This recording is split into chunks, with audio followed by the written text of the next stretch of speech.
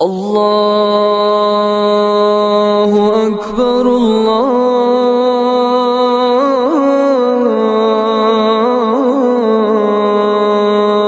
اکبر۔ السلام علیکم ورحمۃ اللہ وبرکاتہ۔ رفیقان ملت اسلامیہ، میرے عزیز دوستو، سب سے پہلے ہم متحدہ عرب امارات کے 50ویں قومی دن کی آپ کو مبارکباد پیش کرتے ہیں اور اتحاد کی گولڈن جوبلی پر فرحت و مسرت کا اظہار کرتے ہیں۔ الحمدللہ یہ ملک اب تک تعمیر و ترقی کا ایک بڑا مرحلہ طے کر چکا ہے۔ اب یہاں سے آئندہ 50 سال کی تیاری اور منصوبہ بندی کا آغاز ہو رہا ہے، اور انبیاء کرام علیہم السلام کے پاکیزہ طریقے پر چلتے ہوئے لوگوں کی کامیابی اور ان کے روشن مستقبل کی مثبت فکر کی جا رہی ہے۔ چنانچہ انبیاء کرام علیہم السلام نے اپنی آل و اولاد، اپنے معاشرے اور بعد میں آنے والے افراد کے مستقبل کی پوری فکر کی تھی، جیسا کہ اللہ کے نبی سیدنا ابراہیم علیہ السلام نے اپنی اولاد کی دینی و دنیاوی کامیابی کے لیے اس طرح اللہ سے فریاد کی تھی: ربنا وبعث فیہم رسولا منہم یتلو علیہم آیاتک ویعلمہم الکتاب والحکمت ویزکیہم انک انت العزیز الحکیم۔ اے ہمارے رب، ان میں ایک ایسا رسول بھیج جو انہی میں سے ہو، جو ان کے سامنے تیری آیتوں کی تلاوت کرے، انہیں کتاب اور حکمت کی تعلیم دے اور ان کو پاکیزہ بنائے۔ بے شک تو ہی زبردست اقتدار والا اور کامل حکمت والا ہے۔ غور فرمائیے کہ حضرت ابراہیم خلیل اللہ نے کتنی مخلصانہ دعا کی تھی کہ اللہ جل جلالہ ان کی اولاد کے لیے اور بعد میں آنے والی نسل کے لیے ایمان و یقین کے اور اطاعت و عبادت کے اسباب مہیا فرما دے، اور ان کی طرف ایک ایسے رسول کو بھیج کر ان پر احسان فرما دے جو ان کو پاکیزہ اخلاق اور اعلیٰ اقدار و کردار کی تعلیم دیں۔ حضرت ابراہیم علیہ السلام نے اپنی اولاد کے معاشی مستقبل اور ضروریات کی تکمیل کی بھی فکر فرمائی تھی،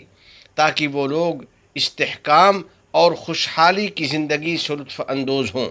چنانچہ انہوں نے جب اپنی بیوی اور اپنے شیر خوار بیٹے حضرت اسماعیل علیہ السلام کو مکہ مکرمہ کی چٹیل وادی میں چھوڑا تھا تو ان کے لیے اس طرح دعا کی تھی: فَاجْعَلْ أَفْئِدَةً مِّنَ النَّاسِ تَهْوِي إِلَيْهِمْ وَارْزُقْهُم مِّنَ الثَّمَرَاتِ لَعَلَّهُمْ يَشْكُرُونَ۔ پس لوگوں کے دل تو ان کی طرف مائل کر دے اور ان کو پھلوں کا رزق عطا فرما دے، شاید وہ شکر ادا کریں۔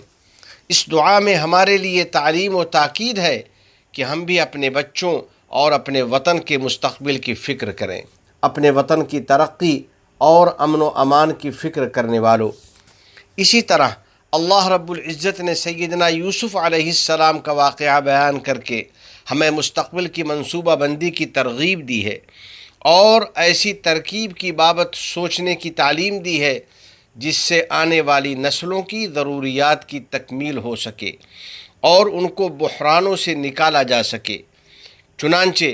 حضرت یوسف علیہ السلام نے مستقبل کے لیے ایک اقتصادی منصوبہ اور کھپت اور پیداوار کا نظام پیش کیا تھا۔ یہ منصوبہ کئی سالوں پر محیط تھا تاکہ اس کے ذریعے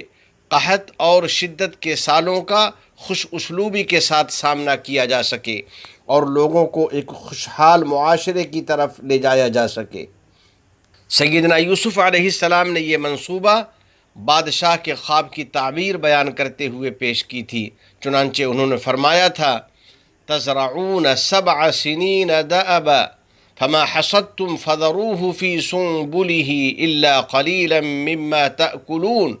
ثم يأتي من بعد ذلك 7 شداد يأكلن ما قدمتم لهن إلا قليلا مما تحصنون۔ تم لوگ 7 سال تک مسلسل زمین میں غلہ اگاؤ گے، اس دوران جو فصل کاٹو اس کو اس کی بالیوں ہی میں رہنے دینا، البتہ تھوڑا سا غلہ جو تمہارے کھانے کے کام آئے وہ نکال لیا کرنا۔ پھر اس کے بعد تم پر 7 سال ایسے آئیں گے جو بڑے سخت ہوں گے، اور جو ذخیرہ تم نے ان سالوں کے واسطے جمع کر رکھا ہوگا اس کو کھا جائیں گے، ہاں البتہ تھوڑا سا حصہ جو تم محفوظ کر سکو گے صرف وہ بچ جائے گا۔ حضرت یوسف علیہ السلام نے اپنی حکمت عملی کے ذریعے قوم کو اور آئندہ نسل کو قحط سے بچا لیا اور ان کے لیے خیر و برکت حاصل کر لیا۔ اسی طرح ہر وہ آدمی جو اپنے مستقبل کی اچھی منصوبہ بندی کرتا ہے تو وہ اللہ کے فضل سے کامیابیاں حاصل کر لیتا ہے، مصیبت کی گھاٹیوں اور رکاوٹوں سے عافیت کے ساتھ گزر جاتا ہے، چیلنجوں پر قابو پا لیتا ہے اور ثابت قدمی اور قوت کے ساتھ ترقی اور کامیابی کی طرف قدم بڑھاتا ہے۔ یا اللہ، یا کریم، اس وطن عزیز متحدہ عرب امارات کی عزت و سربلندی میں اضافہ فرما دے، ہم کو اس کے اثاثے اور اس کے سرمایے کی حفاظت کرنے والا بنا دے اور اس کے مستقبل کی تعمیر و ترقی کے لیے محنت و کاوش کرنے والا بنا دے۔ حضرات سامعین و رفیقان گرامی قدر، متحدہ عرب امارات ان دنوں تقریبات منعقد کر رہا ہے اور اپنے اتحاد کے قیام کی 50ویں سالگرہ منا رہا ہے، جس اتحاد کی بنیاد شیخ زاید، شیخ راشد اور ان کے ساتھ دوسرے بانی قائدین نے رکھی تھی۔ ان مخلص قائدین نے اس ملک کی بنیاد اسلامی اقدار و اخلاق اور انسانی اصولوں اور خوبیوں پر رکھی تھی۔ پھر ذی شعور حکومت اور ہوش مند قیادت نے ملک کی ذمہ داری سنبھالی، پس وطن عزیز نے کامیابیوں کے بڑے عظیم مراحل طے کیے، یہاں تک کہ اس کی حیثیت اور پوزیشن بہت بلند ہو گئی اور اس کی شان بہت زیادہ بڑھ گئی اور عالمی مسابقت کے اشاریے میں اس کو پہلا مقام مل گیا اور تمدنی کامیابیوں اور تہذیبی حصولیابیوں میں اس نے قائدانہ مقام حاصل کر لیا۔ پس متحدہ عرب امارات خلائی سائنس کے میدان میں ترقی یافتہ کی ممالک کے صف میں شامل ہو گیا۔ اسی طرح موجودہ وبا کورونا کی آزمائشوں کے دوران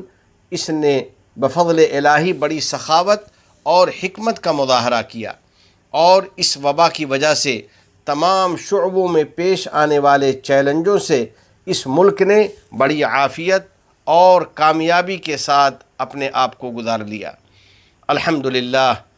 اس پرامن ملک پر یہ قرآنی فرمان صادق آتا ہے، بلدۃ طیبۃ ورب غفور، اور رہنے کو عمدہ ملک ہے اور بخشنے والا رب ہے۔ پس ہم پر ضروری ہے کہ ہم ان نعمتوں کو یاد رکھیں اور ان پر اللہ تعالیٰ کی حمد اور اس کا شکر ادا کرتے رہیں، جیسا کہ رب ارحم الراحمین کا فرمان ہے، وَأَمَّا بِنِعْمَةِ رَبِّكَ فَحَدِّثْ، یعنی اللہ کی نعمتوں کا تذکرہ کیا کیجیے۔ اب اس وطن کے تمام افراد اور مقیمین کی ذمہ داری ہے کہ وہ اس کے سرمایے کی حفاظت کریں، اس کے اتحاد کو مضبوط کریں اور اس کی یگانگت اور یکجہتی کو مستحکم رکھیں اور اس کے مستقبل کی کامیابی کے لیے محنت کریں، اور اسی خصلت اور خوبی پر اپنے بچوں کی نسل در نسل تعلیم و تربیت کا نظم کریں اور ان کے سامنے آباء و اجداد کی قربانیوں اور ان کے امتیازی کارناموں کو بیان کرتے رہیں، تاکہ کامیابی کا یہ سفر جاری رہے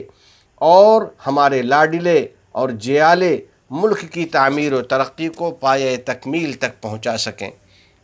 آئیے بارگاہ رب العزت میں دعا کریں کہ الہ العالمین اس مخیر ملک کو نیز ہمارے ملکوں کو امن و عافیت اور خیر و برکت سے مالا مال فرما دے، ہمارے ملکوں کے حکمرانوں کو امن و انصاف کے ساتھ کام کرنے کی توفیق دے دے، کورونا وغیرہ سے ہم سب کی حفاظت کر دے اور ہمارے معاشرے اور ہمارے ملک سے نیز پوری دنیا سے اس وبا کا خاتمہ کر دے، تمام گناہوں اور ہر قسم کی خرافات سے ہماری حفاظت فرما۔ وفقنی اللہ و ایاکم لصالح الاعمال، وصلی اللہ علی سیدنا و نبینا و حبیبنا محمد وعلی آلہ و صحبہ اجمعین، وعلى من تبعهم بإحسان إلى يوم الدين. والسلام عليكم ورحمة الله وبركاته.